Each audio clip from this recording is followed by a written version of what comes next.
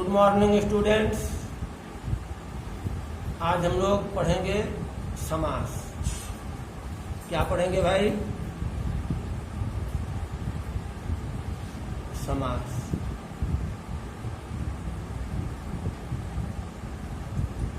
समास का मतलब होता है संक्षिप्त करना, संक्षेपीकरण। ओके। जब दो या दो से अधिक शब्द अपनी अपनी विभक्तियों को छोड़कर आपस में मिल जाते हैं तो इस मिलने की प्रक्रिया को ही समास कहते हैं। यानी समास होने पर विभक्ति का लोप हो जाता है। विभक्ति का लोप क्या है? फॉर एग्जाम्पल, एक शब्द है सत्याग्रह। सत्याग्रह गांधी जी ने चलाया। ठीक, अगर हम इसकी एनालिसिस करें, इसका मतलब और क्लियर करें तो क्या मतलब होगा? सत्य के लिए ठीक आग्रह।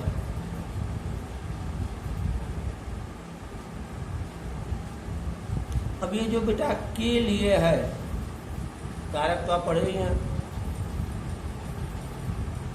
तो दो पद हैं, एक सत्य है, एक आग्रह है। दोनों के बीच में क्या है? के लिए। यह विभक्ति चिन्ह है। तो जब हम समास करते हैं तो समास होने पर विभक्ति चिन्ह हट जाता है और एक शब्द बन जाता है हमारा सत्याग्रह। तो अब सत्य के लिए आग्रह इतना लिखने से जान बची और के लिए कम लिखना पड़ा हमें। अब लिख देते हैं सत्याग्रह। ऐसे ही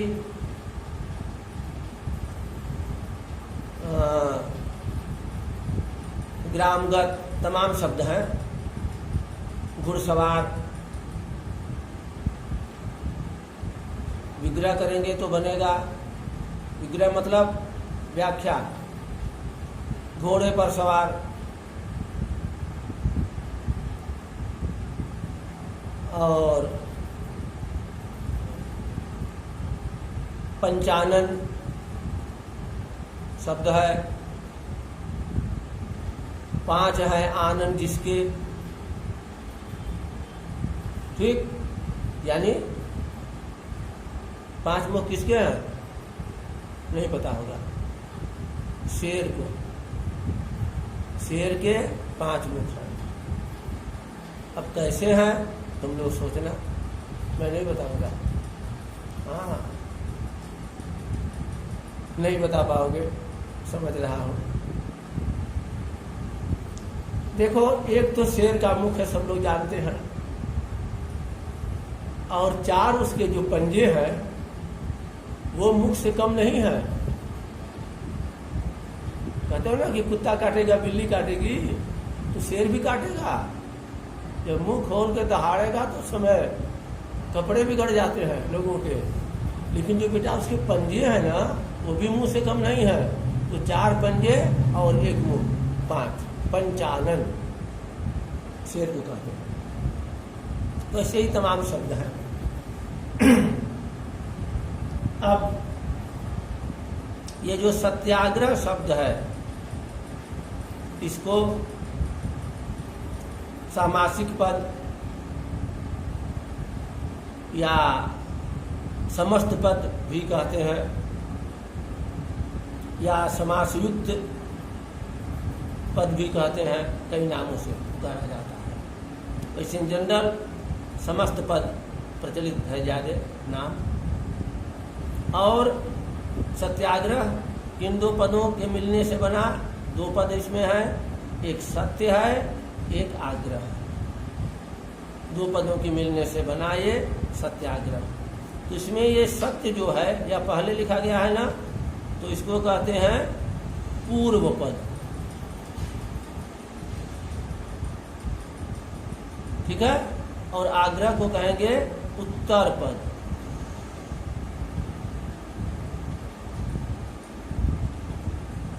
पूर्व मतलब पहले, जो पद पहले आया है, पद और शब्द पढ़ चुके हो, और उत्तर मतलब बाद में, यह बाद में आया आग्रह, इसलिए उत्तर पद है।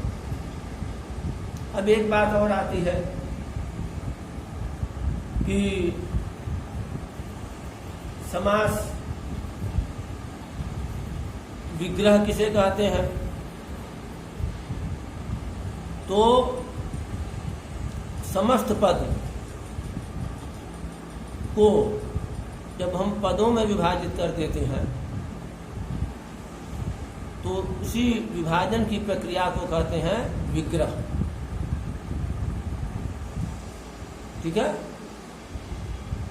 ये समस्त पद के विभाजन की प्रक्रिया ही, या समस्त पद को पदों में बांटने की प्रक्रिया ही समासिक विग्रह कहा जाता है। अब तो क्लियर हो गया, ये समस्त पद या सामासिक पद है।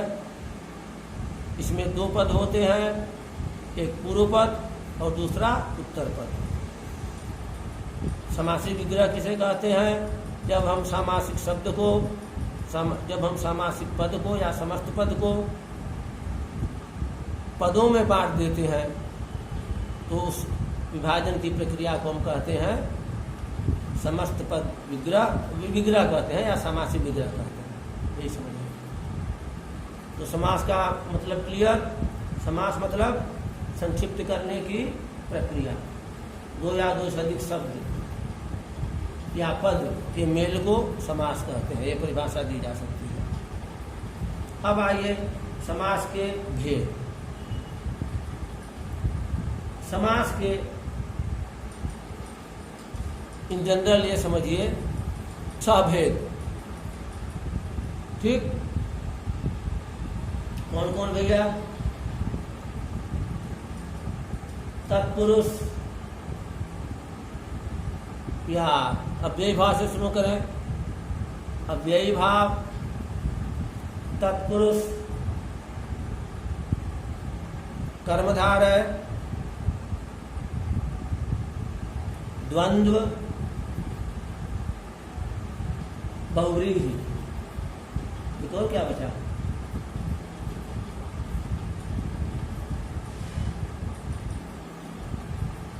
द्विगु। 6 हो गए। समास के 6 भेद: अव्ययी भाव, तत्पुरुष, द्वंद्व, द्विगु और बहुव्रीहि। अव्ययी भाव, तत्पुरुष, द्वंद्व, द्विगु और कर्मधारय, ये छूट रहा है, और नेक्स्ट बहुव्रीहि। अब अव्ययी भाव समास किसे कहते हैं? यानी जिस समास में पूर्व पद, प्रथम पद अव्यय हो और इसी की प्रधानता हो। हम लोग संक्षेप में कह देते हैं कि पूर्व पद प्रधान अव्ययी भाव। पहली बात कि दोनों पदों में जिस समास में पूर्व पद प्रधान होगा तथा वह अव्यय होगा उसे हम कहेंगे अव्ययी भाव। अव्ययी भाव।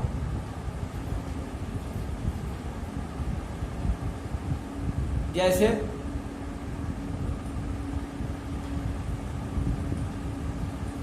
यथा शक्ति,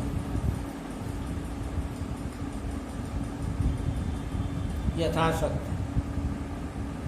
यथा और शक्ति 2 पद हैं। यथा पूर्व पद है और यह अव्यय भी है। विग्रह क्या हो जाएगा इसका? शक्ति के अनुसार शक्ति के अनुसार।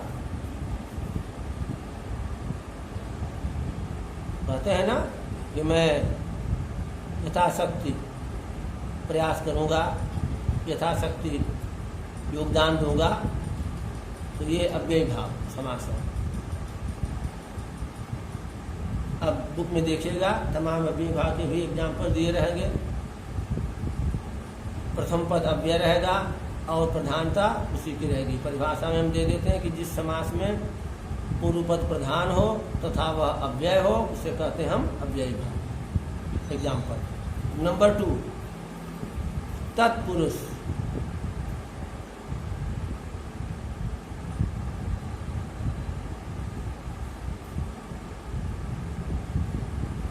तत्पुरुष में क्या होता है? उत्तर पद प्रधान तत्पुरुष, यानी जिस समास में उत्तर पद की प्रधानता होती है, जैसे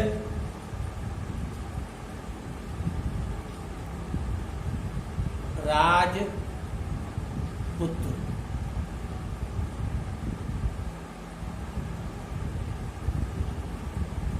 ठीक, क्या विग्रह होगा? राजा का पुत्र।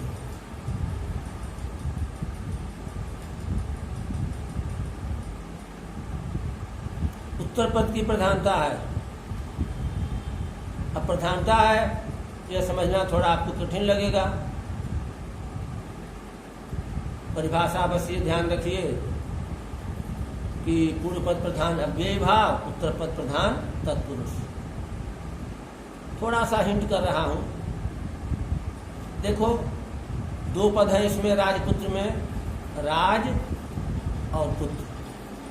राज पूर्व पद हुआ और पुत्र उत्तर पद हुआ। तो यह उत्तर पद ही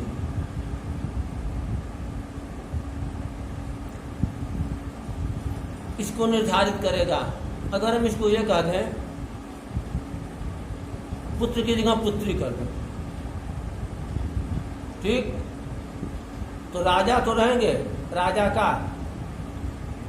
के लिए का आया, लेकिन अगर पुत्री यहां कर देंगे तो क्या हो जाएगा? राजा की पुत्री, यानी पुत्री जो है अब का को की में चेंज कर देगा अपने चलते।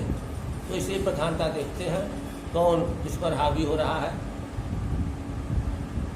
आप ये ध्यान रखिए कि उत्तर पद यानी बाद वाला, इसकी प्रधानता तत्पुरुष समास में रहती है। अब यह तत्पुरुष समास बहुत ही इजी है और द्वितीया से लेकर के अधिकरण कारक तक इसका प्रसार है। यानी जहां जिस विभक्ति का लोप हो जाता है वही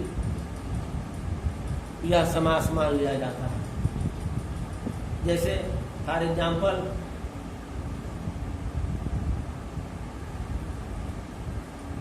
यश प्राप्त, ठीक, विग्रह क्या होगा इसका?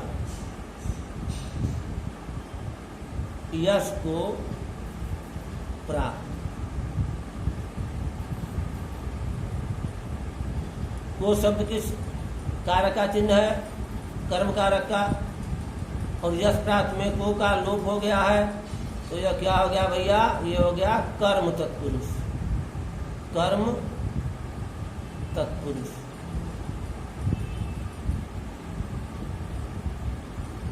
ठीक। नेक्स्ट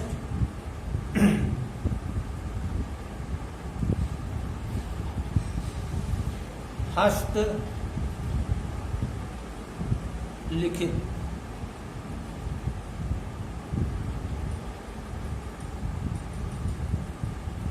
विग्रह क्या होगा?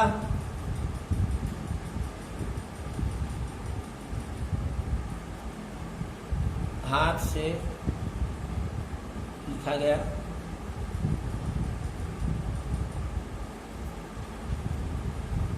लिखा गया या लिखा हुआ। अब से किस व्यक्ति का चिन्ह है? भाई कार्य को करने में सहायक हो रहा है, करण कारक का, तो ये हो गया करण तत्पुरुष। बुक में एग्जाम्पल खूब दिया होगा। नेक्स्ट, विद्यालय।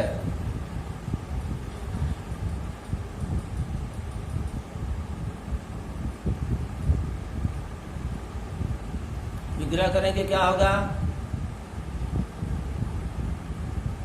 विद्या के लिए आलय। आलय मीन्स घर। तो के लिए इस कारक का चिन्ह है संप्रदान। विद्यालय में इसका लोप हुआ तो हम क्या कर देंगे इसको? संप्रदान तत्पुरुष।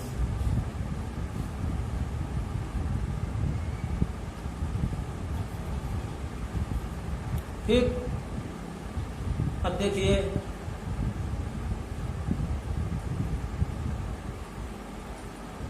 धन हीन। विग्रह करेंगे धन से हीन या रहित।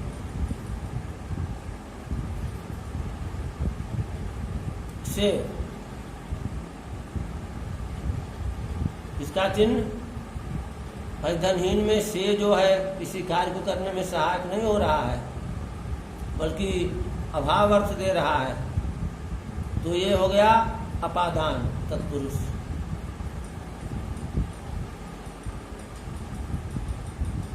अपादान तत्पुरुष। अब आइए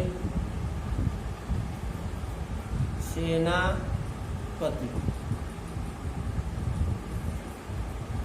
क्या विग्रह होगा? सेना का पति। पति मीन्स मालिक। का इसका चिन्ह है काके की रारे री नाने नी संबंध कारक।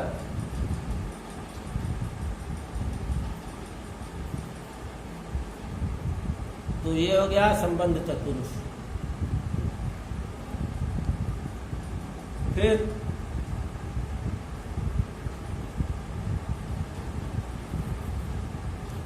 घुड़सवार। क्या विग्रह होता है? घोड़े पर सवार। ओके। पर, में, पर, पे, ये सब अधिकरण कारक का चिन्ह है। तो ये क्या हो गया? अधिकरण तत्पुरुष। ठीक। अब एक चीज और, तत्पुरुष समास के कुछ उपभेद हैं जो कि बड़े इजी हैं, लेकिन जान लेना जरूरी है। किन्हीं किन्हीं बुक्स में नहीं दिया है, लेकिन कहीं दे दिया है, तो इन चारों को जान लिया जाए। इसका पहला भेद है क अलुक तत्पुरुष।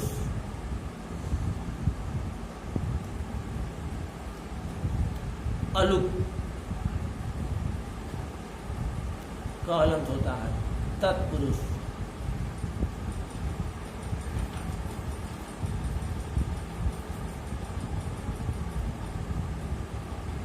इसकी परिभाषा ये बताते हैं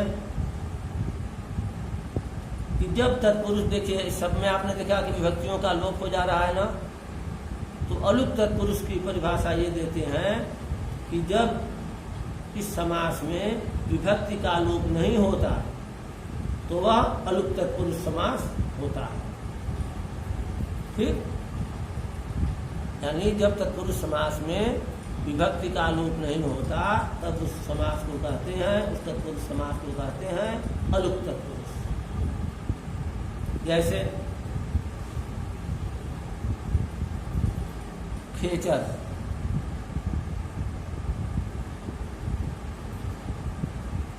खेचर, ठीक है। अब ये तो सामासिक यानी समस्त पद है। विग्रह क्या करेंगे? खे, ख मीन्स आकाश, खे मीन्स आकाश में, खे में चर, चरने वाला, ठीक। तो खेचर विग्रह करेंगे तो खे में चर मतलब खे में चरने वाला, विभक्ति का लोप नहीं होगा। तो हम करेंगे, कहेंगे इसको अलुक तत्पुरुष। अलुक के बाद इसका भेद होता है नय तत्पुरुष। ख है नय तत्पुरुष। नय मतलब निषेधात्मक, यानी जिस समस्त पद में पहला पद नेगेटिव हो, निषेधात्मक हो, तो हम कहते हैं नय तत्पुरुष। जैसे अप्रिय, क्या विग्रह करेंगे? न प्रिय इति अप्रिय, बस न प्रिय, अप्रिय का हो गया विग्रह। नय, ग है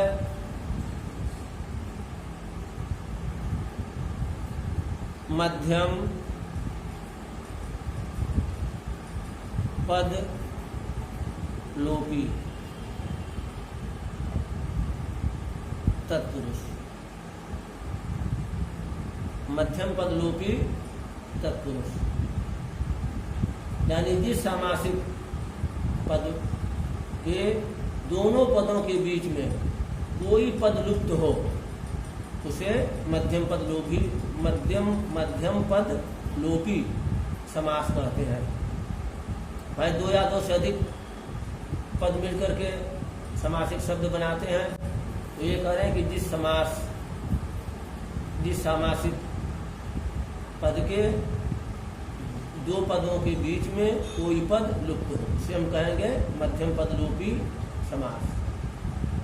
जैसे वन मानुष, वन मानुष,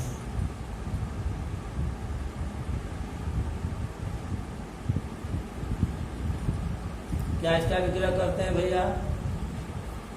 वन में रहने वाला मानुष,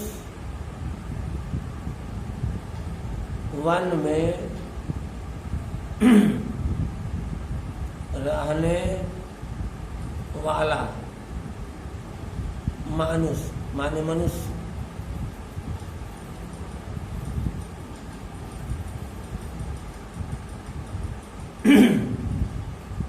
अब ध्यान लो, वन मानुष दो पद तो हैं, लेकिन रहने वाला इसका लोप हो गया इसमें, इसलिए यह मध्यम पद लोपी तत्पुरुष। अब नंबर 3 है द्वंद्व को लेते हैं।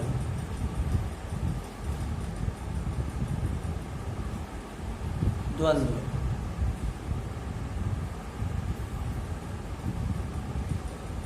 देखिए पूर्व पद प्रधान अव्ययी भाव, उत्तर पद प्रधान तत्पुरुष और उभय पद प्रधान द्वंद्व। मतलब जिस समास में पूर्व पद और उत्तर पद दोनों प्रधान होते हैं, उसे हम कहते हैं द्वंद्व समास।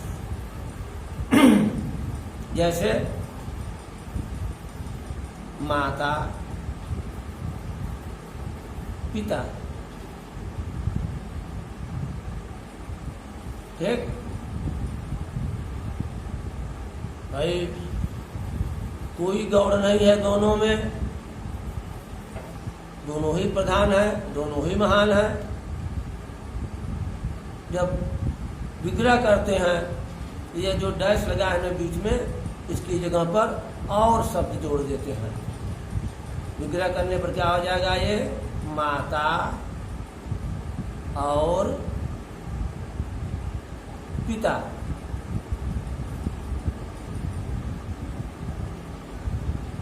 ठीक। तो उभय पद प्रधान द्वंद्व।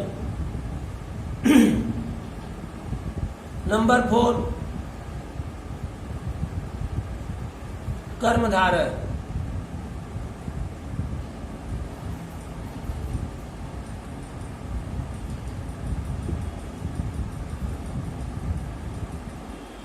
कर्मधारय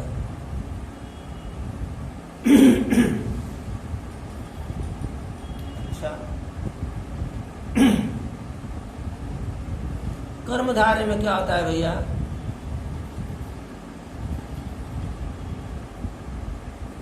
कर्मधारय समास में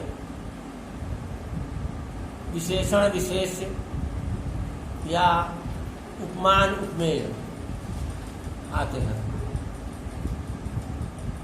ठीक। तो जिस समास में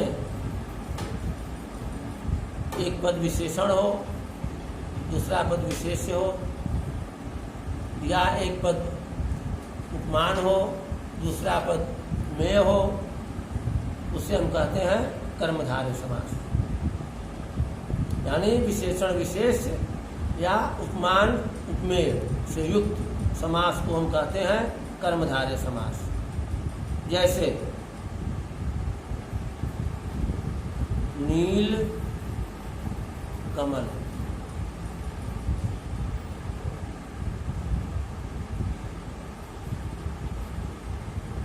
नील कमल, क्या विग्रह करेंगे? नीला है जो कमल,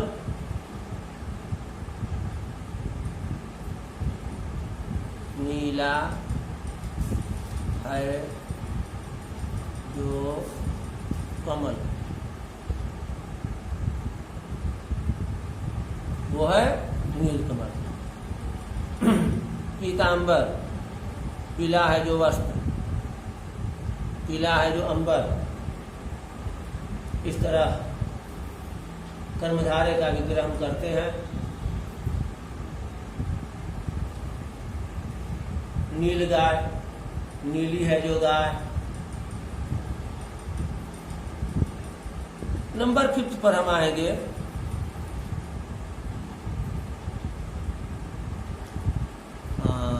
द्विगु,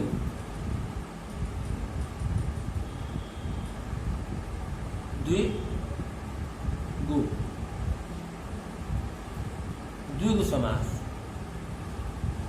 द्विगु समास में पहला पद पूर्व पद संख्यावाची होता है, ठीक। और एक समूह का ज्ञान कराता है। पूर्व पद संख्यावाची होगा और किसी समूह का, किसी ग्रुप का ज्ञान कराएगा। जैसे त्रिफला ले लें, त्रिफला, हफ्ता में अगर एक दिन त्रिफला ले लीजिए गुनगुने पानी से, तो डाइजेशन एकदम बढ़िया रहेगा।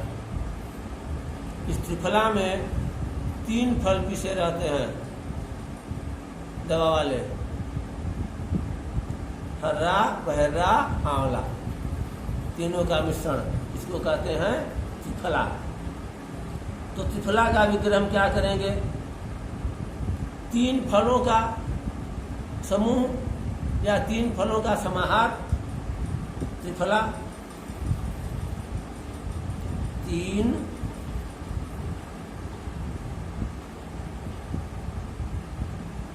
फलों का समाहार।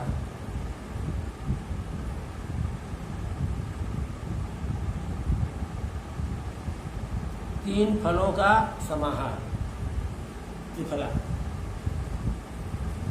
नवरात्र, नव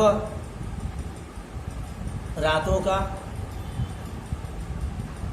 समाहार या नवरातों का समूह नवरात्र। चौराहा, चार राहों का, चार रास्तों का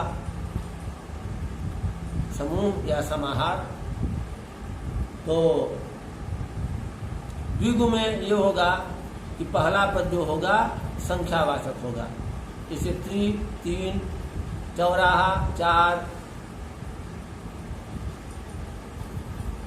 और नवरात्र, नव, इस तरह से। अब बचा क्या?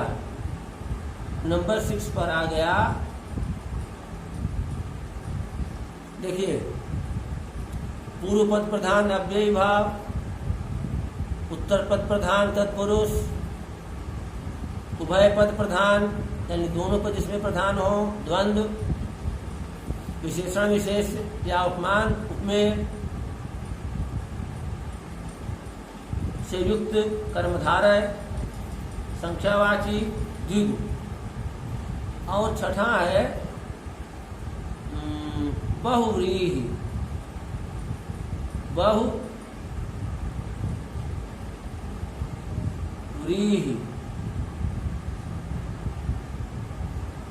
ठीक।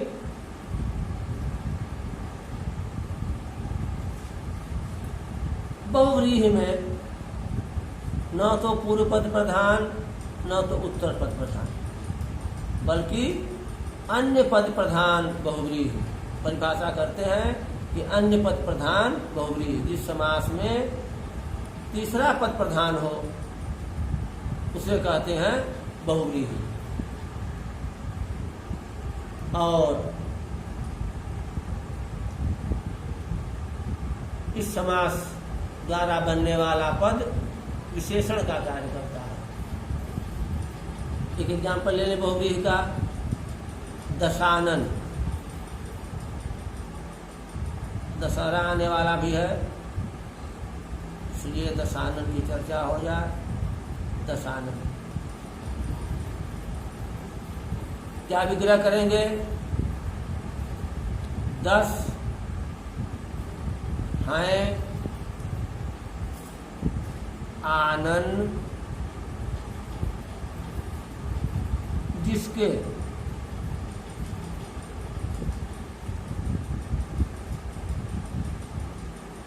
आनन मीन्स मुख। दशानन का समासी विग्रह हो रहा है। 10 हैं आनन जिसके, अर्थात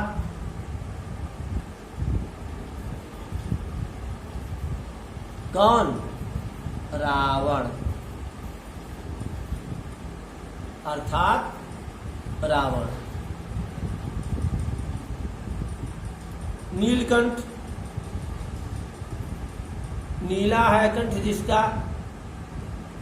अर्थात शिव। लंबोदर, लंबा है उदर जिसका, अर्थात गणेश जी। तमाम एग्जाम्पल हैं। तो ये आपका समास का चैप्टर समाप्त हुआ। और बुक्स में समासों के बीच अंतर दिया है, तो अंतर में यही करना है कि दोनों समासों की परिभाषा और एक एक एग्जाम्पल। अंतर हो गया। जैसे युजु भी ले लें,